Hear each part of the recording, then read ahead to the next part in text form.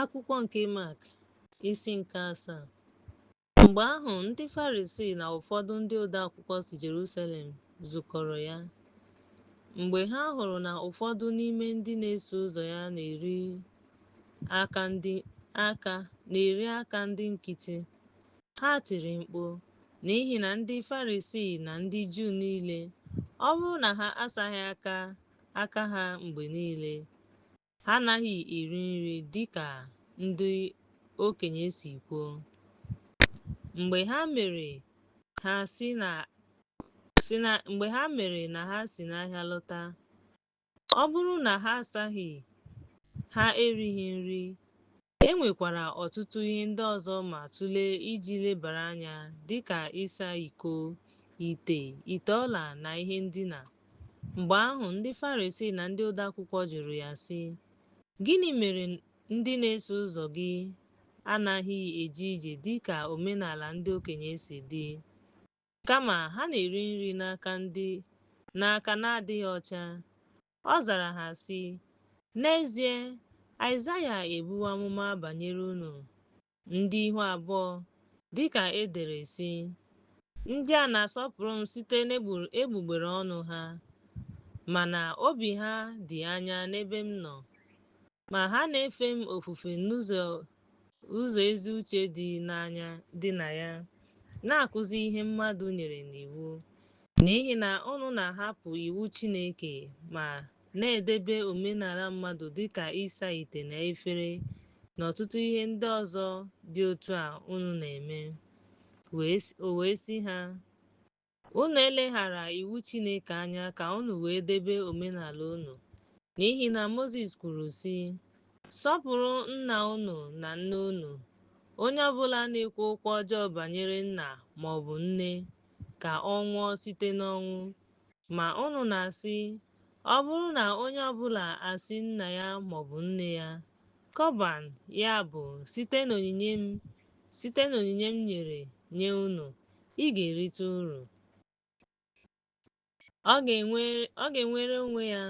Ya mere, unu agaghị ekwe ka o mee ihe ọbụla maka nna ya maọbụ nne ya, na-eme ka okwu Chineke ghara ịdị ire, n'ihi na omenala unu nke unu tinyere n'ahụ onwe unu meekwa ọtụtụ ihe ndị dị otu a." Mgbe ahụ, ọ kpọrọ igwe mmadụ niile ka ha bịakwute ya sị ha, "Geenụ m ntị, ghọtakwa m. Ọ dịghị ihe ọbụla na-abụghị mmadụ nke pụrụ imerụ ya mgbe ọ banyere n'ime ya, kama ihe ndị si n'ime ya pụta bụ ndị na-emerụ mmadụ. Ọ bụrụ na onye ọbụla nwere ntị ịnụ ihe, ya nụ." Mgbe ọ banyere n'ụlọ pụọ n'ebe ndị mmadụ nọ, ndị na-eso ụzọ ya jụrụ ya ajụjụ gbasara ilu ahụ. Ọ na-ekwu na, "Gịnị ka unu na ya nọ?" Mgbe o si n'ogige ahụ pụta, "Ọ bụghị nghọta unu? Unu sịrị ya, merụọ ya, enweghị ike imerụ ahụ ịbanye n'ime ya. Amaghị m, gịnị ka si n'ime mmadụ pụta? Ihe si n'ime mmadụ pụta, gịnị mere na ọ bụghị obi, kama ọ bụ n'ime afọ ya, wee pụọ n'ime iyi nke bụ ihe niile anụ ahụ?" Mgbe ahụ ọ sịrị mmadụ, "N'ihi na site n'ime ya bụ site n'obi mmadụ, ịkwa iko ọjọọ na-esi apụta, ịkwa iko, echiche igbu ọchụ, ọchịchọ ọjọọ, ajọ omume, izu ohi, aghụghọ, adịghị ọcha, anya ọjọọ na-ekwu okwu nganga, nzuzu.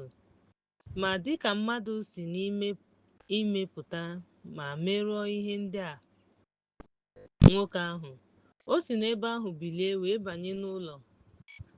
Ọ chọghịkwa ka onye ọbụla gaa n'oke ala Taya na Saịdọn mara, mana apụghị izochi ya, n'ihi na otu nwanyị onye obere nwa ya nwanyị nwere mmụọ ike nụrụ ya, bịara daa n'ụkwụ ya.